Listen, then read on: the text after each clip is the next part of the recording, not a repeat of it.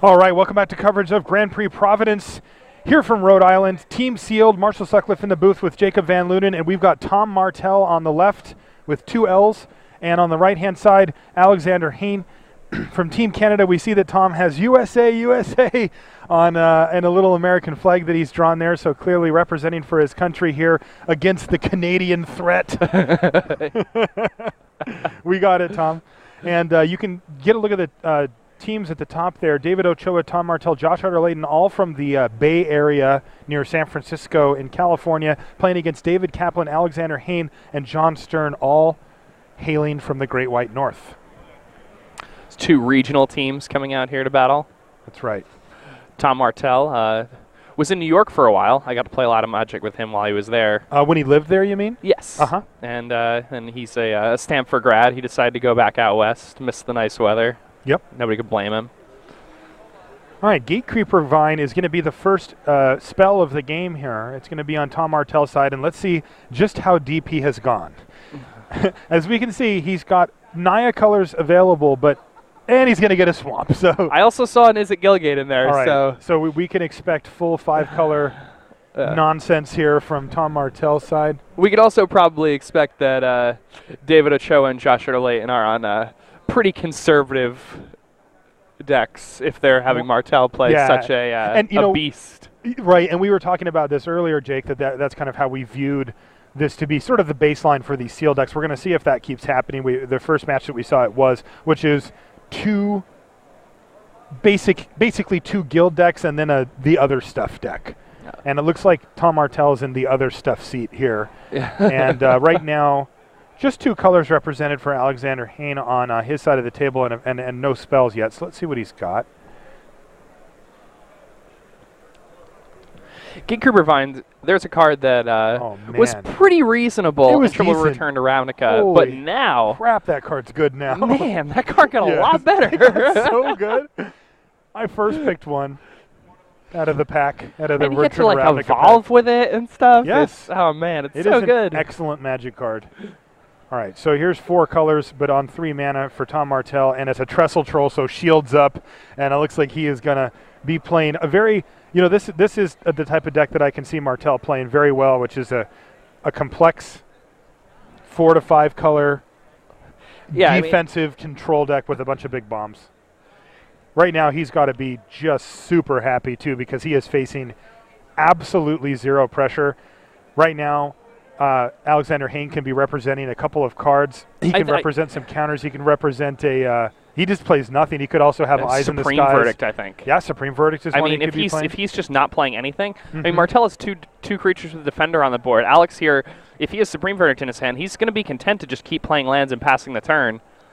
If he passes the turn again, oh no, he doesn't. Okay, so he probably doesn't have it. No, looks like he's drawn a Simic Flux Mage. But just for reference, if he did pass the turn again, he almost definitely had Supreme Verdict, and he would just wait for another creature to hit the other side of the table, and then he'd just pick up huge card advantage. All right, so here's 4 mana, and I think that we're going to see a Gore Clan Rampager potentially.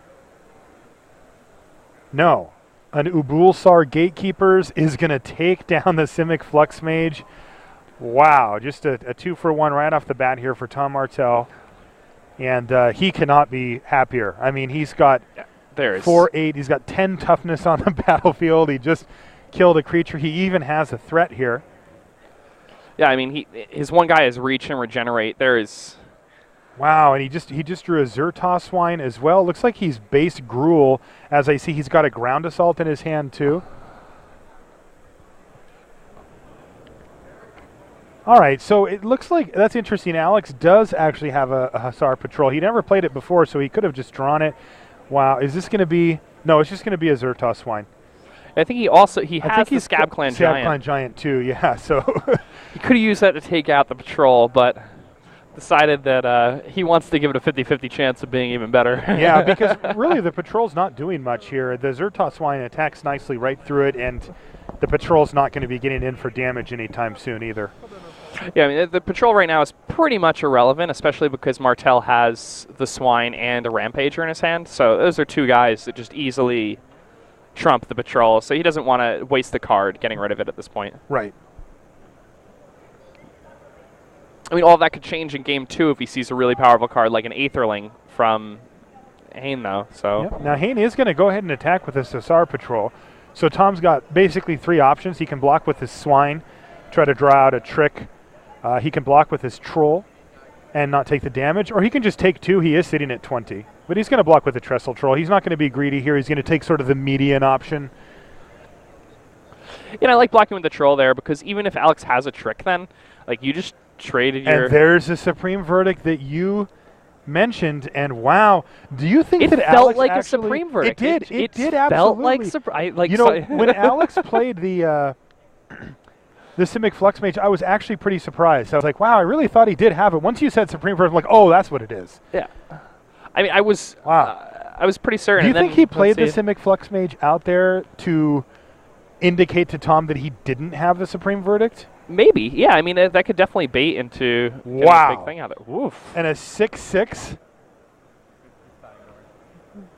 The tables have turned. Moldy. Now, now technically that card should be in the graveyard, but it doesn't matter because it's going to get ground assaulted, and then looks like Alex is going to take 4 from the Rampagers. So Tom Martell still looking in good shape here. Yeah, I mean, he's in great shape. I mean, he even has the Scab Clan Giant in his hand. So if Alex's next play has 4 or less toughness, presumably then it will also have 4 or less power, and then Tom Martell gets another Shriek Maw. It's just... And Tom also has Crisis Incubation in his hand, so if Alex doesn't present much of a threat, he can even cast it on his Rampager. All right, well, this is an interesting one. It's actually quite good here. Yeah, it's kind of interesting, yeah. Oh, and a Drakewing Crisis. Okay, now Tom's got some interesting decisions. He can... is that an Arrows of Justice he has in his hand, too? I mean, I think he just attacks and then casts Giant and sees what happens. Man, he's got Arrows of Justice, Giant.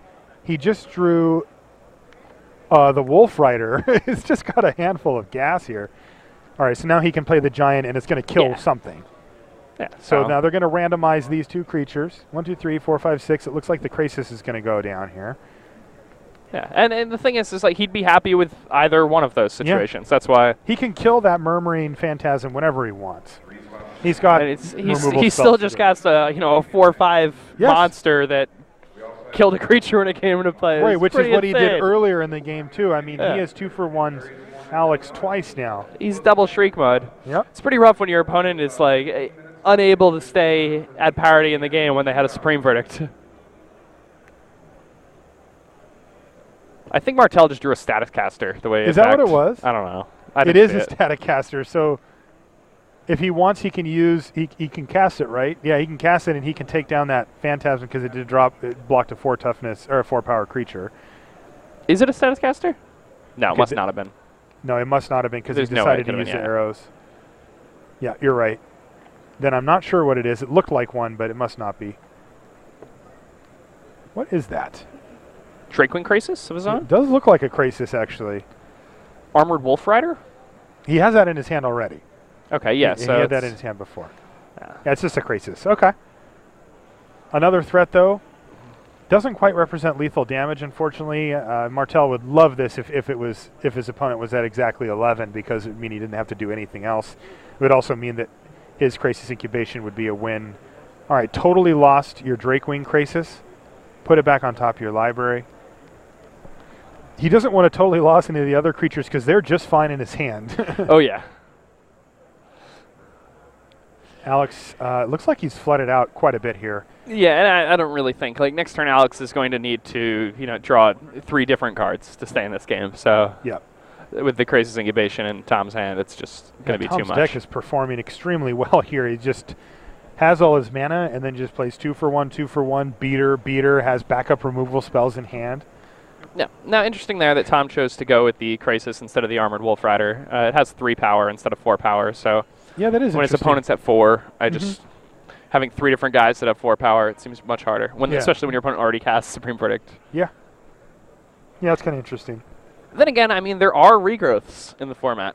What is it? Down and Dirty? Is that the black-green one? Yeah. That card's quite good. Yeah, it can be. It can be good in those grindy matchups. All right, we're keeping it fast here for you. We're moving right over to the other feature match. This is David Ochoa playing against Dave Kaplan. It looks like Kaplan is up a game. We caught it at the perfect time. Plays a sweet land there. And another sweet land. Man, this guy has great taste. Those are the exact ones I use. Same picture and everything. And interestingly, nice same lands. exact mana beginning for both players here, though David Kaplan has a turn 2 play, and it's a powerful one. Wojciech Halberdiers. Yeah, David should at least be able to play a card that can trade with that here, though. And yeah, he has Cellar of Songbirds, so if he wants, he can trade the token and the Cellar. Then again, if David has something like a Mugging or anything like that, then he can turn the tides. Rubble Belt Maka. Oh, so yeah, he's got a million things, it looks like. He has Powerwalled Shaman, too? Yeah, the question is, does he want to start keep developing his board and not offer the trade, or does he want to, or not the trade, but offer the trick trade, or does he want to, start to keep attacking? All right, looks like he's going to take kind of an interesting line where he does get to do both, basically. He's going to use Azorius Arrestor to detain the bird token. That's going to allow him to get in there for 3, and it is going to continue to develop his board, though. That Arrestor doesn't look too great facing down Cellar of Songbirds and a bird token. It's going to get traded off for some half of yeah, I mean, I kind of like this play because he doesn't really want to use a card to deal with that bird right now because he does have the Bomber Core in his hand. So next turn he's going to get to cast the Bomber Core, and then like it's just something that just doesn't matter at all on David Ochoa's side of the board. Whereas like now this turn he's probably not going to attack unless he has some way to arrest the bird again. Yep. All right, Rubble Belt Maka is a follow-up play for David Ochoa. He's going to, it looks like David must have drawn a land here because we know he's, or even then he can. Yeah, I mean, attacking with the 3/2 here isn't that bad because you're offering a trade with the Maka. You're not offering any sort of thing with the bird. And plus he has his own Maka in hand, so he can just Blood Rush that for 1 and then follow up with the Bomber Core. Yeah, because this bird is not getting involved in combat this turn right now. No. It just doesn't do anything. David Ochoa tapped out, doesn't have any options other than block or not block. And he's got to make really, what's ultimately a tough decision here. He doesn't want to take 3 damage over and over again. He's going to have to block at some point. He decides to go ahead and throw it in there, and there's a Rubble Belt Maka, which is going to trade for another Rubble Belt Maka. And there's the Bomber Core. All right. Yeah, and see now that was actually the best line possible there for David because he maximized his damage output. And he made the bird that David Ochoa got off the Cellar of Songbirds just a completely irrelevant. It just didn't matter. Like the Cellar of Songbirds is just a 1/2 for 3 mana at this point. Yep. And the bird token is going to attack for David Ochoa. He sees the writing on the wall. That's good news for David Kaplan because it means that his Bomber Core is going to get to attack. Ochoa plays nothing for the turn, no land, no spell. And that looks like a Viashino First Blade. And he's going to attack with everything. Yeah, he's going to shoot the bird. So Ochoa can trade Cellar of Songbirds for his Azorius Arrestor, but he takes 7-8 damage if he does that. All right. So there's an Eyes in the Skies. Now you got to feel like he's pretty worried about this Bomber Core. He's got to double block the Bomber Core to get it off the table, and then he's going to throw the bird in front. Okay, so this is a nice play for Ochoa here. Yeah, I mean, he's still falling down at 10. Yeah, yeah, which is bad, but it keeps that Bomber Core off the table, which is nice because it means the other bird is live. All right, and we do see the Pyral Shaman here, and that's going to keep the Bomber Core alive. That's just going to give it 3 toughness. It's also going to take out both of the creatures. Yeah, very aggressive from David Kaplan, and he has been able to stay ahead at every stretch thanks to the tempo plays of Blood Rush, leaving him with a pretty nice board state here. He also has Dynacharge in his hand. Wow. Yeah. Super aggressive. So Ochoa needs to have a stabilizer here. He does not hit another land, but he does have a Knight of Obligation, which traditionally would be a really nice stabilizer here. I don't think the Dynacharge is quite enough to kill Ochoa, is it? I guess Kaplan is assuming that that Ochoa is going to block the Wojciech Halberdiers. It looks like Kaplan's done the 1 damage to Ochoa. He had a choice to do it to the Knight of Obligation. That would have prevented the block on the Halberdiers because it has first strike now thanks to Battalion. But this is going to get in for, let's see, 1, 2, 3, 4, 5, 6, 7, 8, 9. Is Ochoa actually at 9? Ochoa's at 9 He's going to right get in now. for 7. Sorry. And all right, so he is going to overload Dynacharge, so that 7 damage is going to bring him down to 2.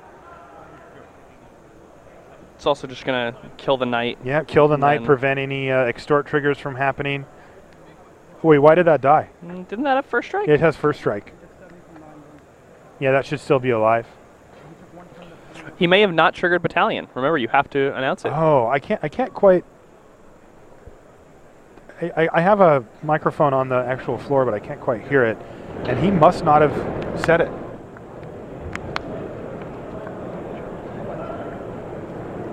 All right, get you down to 1.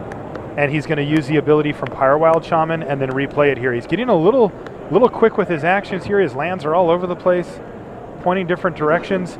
But David Ochoa does fall to David Kaplan. So they are up a match here. They only need one of their other matches to go well. We see that John Stern's up a game over Raptor, Josh Utter-Layton as well, though Tom Martell did take that first game versus Alex Hayne, as we saw. Ooh, and those 2 Bomber Cores are... See, that's the thing is, Bomber Core, not the most exciting card, but when you're playing against a deck with tons of eyes on the skies and Stellar Songbirds, it's insane. It is. All right, let's take a look back at Tom Martell versus Alex Hayne. He's on the right-hand side, Alex is, and he's got a Simic Flux Mage and a Knight of Obligation that had just evolved and enabled an attack, and Tom Martell, still a good position here. He's got a Greenside Watcher and a Prophetic Prism with a gate on board, and what do we have here? Crown Ceratok, just one of the most solid turn 4 mana plays that you can make in the format. A 4/3 with Trample gives your other creatures trample if they have a +1/+1 counter. Just a super solid card. Yeah, I mean it got much better recently too. The format was just inundated with a ton of 2/4s at the common level. That is true. A 4/3 with Trample is just the perfect card for that, because not only are they going to need to is it going to force people to double block, but that makes your pump spells significantly better.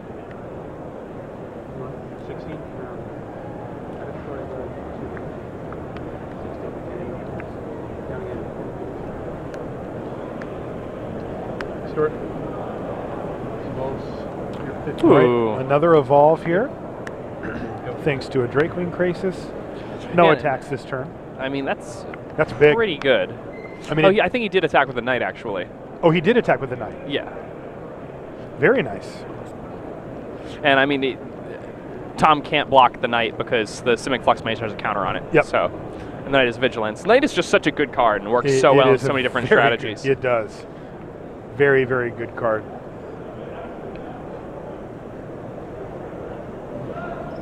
Posted a few drafts online, and I've had a few people question me when I've taken that card first or second pick, and I've, no ifs, ands, or buts about it. I think it's just insane. I do not question you in this. Yeah, no, I don't blame you at all. I think that card's really, really good. Our next booster draft, 1 remaining. Correct. In the next booster draft, we have 3 spots in a modern winner box and 4 Believe spots that Tom Martell has a Ground Assault in hand. And we're coming down to almost the last call for the rebound event at 4. You see that he's got matching sleeves with his shirt. Yeah, coordinating. If you play in the main event, see us at the side of the Be a part of stage your in deck, 15 minutes. My deck is an extension of me. Even in sealed. Yeah. Wow, another Crown Ceratok for Tom Martell. Again, these decks' power level is so high. So are we going to see a Ground Assault right now? Looks like it. Yeah, he's going to Ground Assault the 3/4. We heard Tom Martell confirm that it is, and it is. That's going to keep any shenanigans. Wow, and we see both creatures attack for Tom Martell here, just throwing that Greenside Watcher right into the 2/4, saying, I got something. Yeah, I mean, he has a Prism and 2 gates open. There's really Yeah. a world of possibilities. Yes, especially in this format thanks to Blood Rush. I mean, he'd be happy to have the Watcher just trade with the Crisis. He definitely has something.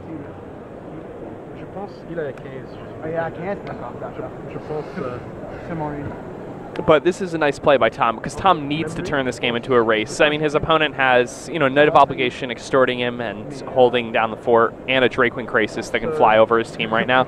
He can't just sit there and try to develop his board because he'll just die. Yeah. So forcing the race right now is important. French. Yep, 15-15.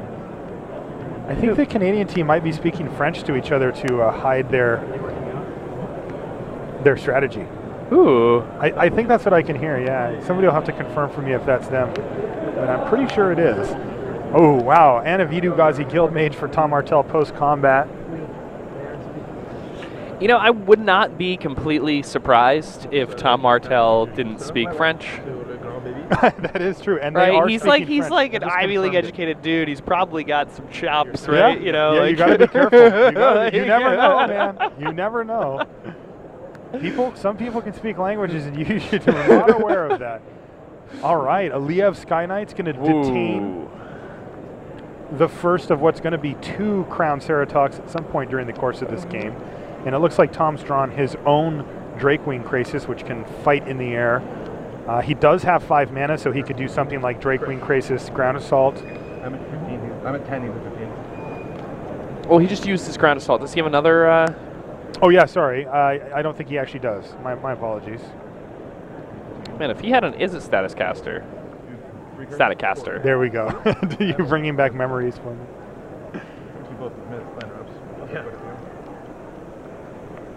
All right, Tom Martell carefully looking over his options here. This is definitely a complex board state. This is not one of those ones where Tom has a straightforward line of play here. He's still 1 mana away from being able to start making centaurs with his Guild Mage.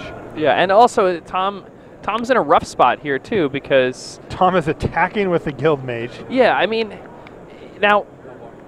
All right, and we have a block, and it looks like it's going to be a Gore Clan Rampager, blood rushed onto the Guild Mage here. And Alex could very easily have Giant Growth here, but yeah, Giant Growth too. Or Smite. And Alex didn't extort last turn when he cast the Sky Knight. So, I mean, that's a dangerous play for Tom to make. That is a risky maneuver. I think Tom, I mean, you have to be able to, like, maybe they're speaking French and they're like, well, we don't have a trick, but we shouldn't extort because then he'll think we do. And Tom's like, oh, well, I understand you, so I know you don't. I mean, there was something going on there because Smite is an absolute option there and they on didn't Alex's extort. side, and it's a complete blowout. So, yeah, he's kind of telegraphing something. Another card that he could have is Swift Justice, but that wouldn't have affected combat in a meaningful way there. Yeah, I figured it was probably a... oh, no. You know what? What's it's a Simic Guildgate. He could not have extorted with it. It's not a Selesnya Guildgate. Oh, that's a Simic Guildgate? Yeah, it looked like Selesnya Guildgate to me.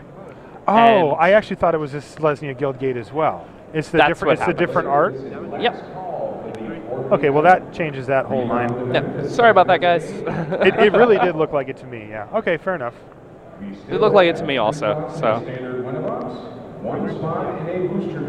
But you are correct. All right, so Slime Molding token's going to come down here for Alexander Hayne. It's just a 3/3 as he's still stuck on only 4 mana, but Tom Martell's also on 4 lands, but he's got that Greenside Watcher as well. All right, looks like Tom is getting ready to throw the Crown Ceratok into the red zone here potentially, but he's got to be careful. Yeah, I mean, he's got to figure out a way to get Alex dead quick because he's probably dead in 2 attacks if Alex has anything. Yep. So Martell has a couple of options. He can attack with the Ceratok, assume that Alex won't trade, so he takes 4, and then he can follow up with another Ceratok, or he can follow up with a Drakewing Krasis. All right, he's going to attack with Ceratok, but also going to send in with the Vidu Ghazi Guild Mage. So does Alex block here? Again, Tom Martell representing a trick. And he does, in fact, block. Wow, and Tom Martell just throws away the Guild Mage, and what does he have to follow up here? A Savage-Born Hydra. Good. Ooh. So oh my goodness, he must have does he have like a big Blood Rush card in his hand or something, so that he's just going to coup de grace his opponent, so he just needed to get that 4 damage? I don't think so. What does he have? He has a Crown Ceratok, and he's got a Wolf Rider. Oh, but he needed the... I don't understand So now. was it a bluff? I guess it was just a bluff. And it wasn't a very good bluff, because your opponent has to block there, right? I'm not sure. Maybe not, though. Well, we'll ask Tom. He always had, that was not a... he had his reasons for sure for making the play. I've talked to him about his games after matches before, and he goes very, very deep with his thought processes. Yeah. Well, the Hydra does have double strike because of the Ceratok, so maybe he needed You mean trample? Trample, yeah. And it looks like that is going to force Alex to wrath the board with the supreme verdict. There's also a chance. Yeah, okay. Let's just see. Is that a Tristani's judgment off the top there for Tom Martell? I think so, and for now he's going to be content to add a vanilla 4/6, just a 4/6 creature, but I mean, that thing's big. I like that guy. Yeah. One of my most successful draft strategies in this format is just the mid-range 3 to 4 color deck with tons of armored wolf riders and key runes and clue stones. That card is better than it looks. I kind of put it in the category of, yeah, it's a 5-drop. There's a bunch of those running around, but he's actually a step above most of the 5s. All right, Nimbus Swimmer with 3 counters on it for Alexander Hayne. And you got to like Tom Martell's position. Remember, the person who pulls the trigger on a board sweeper isn't the one who gets to start adding to his board first. And now all of a sudden, Tom Martell's like a turn ahead here, though he does need to keep adding threats to the board as and if Alex he's has one any trick sort of away. trick, then Tom dies. Yes. I mean, Alex has 3 points in the air, and Tom's at 4, so.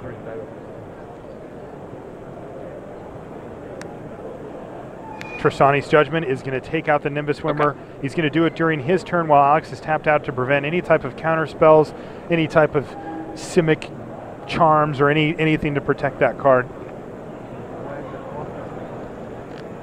Does not have lethal on the table for the next turn, but he has a nice threat. We just saw Utter Leighton just put himself on the board there, so okay, even things out to 1-1 in the Stern Utter Leighton matchup. Yeah, because this match we're watching here can quickly become irrelevant if John Stern's able to win his match.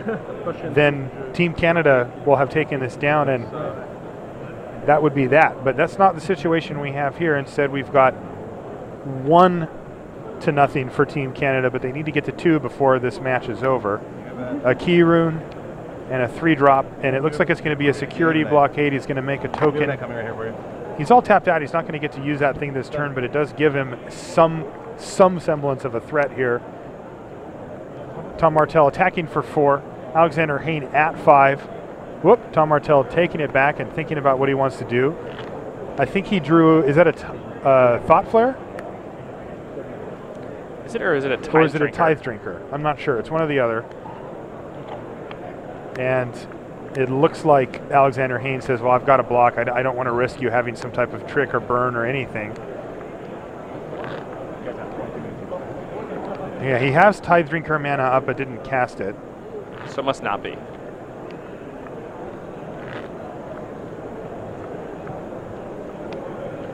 Because, I mean, you'd really want to put that on the board. You would want that. You have 2 4-power guys and your opponent's at 5. That's Yes. a creature next door. Like, you want that on the board. For sure. And remember, there is the... All right, so Alexander Haynes is going to lead off with an attack for 2. He does have that security blockade up, so he can prevent a damage, but he's going to need to get one of these creatures out of the way in order to survive the turn here. If both of them hit, this match is over. Tom Martell carefully thinking about what he wants to do. He has a forest and that unknown card in his hand.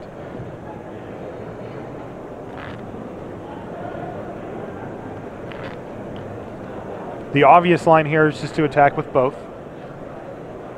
You know, Tom's attack with the Vigigazi Guildmage was actually very, very good because it made him get in extra damage, and his opponent had Supreme Verdict anyway. Okay, but I mean, that doesn't make the attack good, does it? If you know your opponent has Supreme Verdict, it does. Okay, but then you wouldn't play out extra creatures, right? That's true, I guess, yeah. But you have to be winning the race. It could have been the read, yeah. I mean, hey, look, I'm not second-guessing Tom Martell here. All right, that's a Deputy of Acquittals that he's going to flash in at instant speed here, and it's going to represent a block on the Wolf Rider, and that would leave Alexander Hayne at 3, as he's still got the security blockade that he can use as well. And he's got lethal on his side of the table with the Azorius Key Rune. Let's see what happens. 1, 2, 3, 4, 5. This is a Thought Flare, it looks like. And he's going to go digging. All right, Thought Flare for Tom Martell. They have 4 cards. What can he find find here? Pump spell or a removal spell that's an instant that costs 2. He finds a Scab Clan Giant. He should have done it pre-combat. Yeah, well, I don't know if he's played a land this turn yet, but he also has an Unflinching Courage that he could have played there. And that's it. Alexander Hayne equalizes out here. I don't know if he played a land. if he would have played it pre-combat and hadn't have played a land, then he could have played a land and then played his unflinching Oh no, he must have courage. played a land because he had the Thoughtflare in his hand the turn before, and it was the only card in his hand when he attacked, right? We're going to game 3, right? Well, he drew a forest. And he didn't play it yet? I don't know. Oh, man. Anyway, Yeah, I mean, super close game. super tight game there. And Alexander Hayne is able to come away with it. That was some really close action. Now we're back on table C here, which is Josh Utter-Leighton on the left-hand side versus John Stern on the right. This is a must-win for Josh Utter-Leighton. If John Stern wins this match, then the team match is over. Oh, yeah. If the same is Raptor true for wins, Martell and then he Hayne. will send it back to his captain. Maybe that's not the way to put that, but send it back to Tom Martell for the decider in Game 3. I don't know who the captain is of the team. I don't even know if they have one. Stern, Hayne, Kaplan. It kind of sounds like a tutoring center. I don't know. I mean, I'm sure a lot of these sound like either law firms or accounting firms. Although I got to say, Ochoa, Martell, Utter-Leighton does not sound like either of those. It just sounds kind of a mess. It's a lot of words. All right, looks like a mulligan here for John Stern. Yeah, I mean, the Canadians only need one game between two games. Mm-hmm. So, there are 3 ways this can shake out. 2-0 for the Americans, 2-0 for the Canadians, or 1-1. Yep. And 2 out of 3 of those situations will result in the Canadians winning this. So the Americans with their backs against the wall. Yeah. It's going to be time for some of that good old American spirit and elbow grease.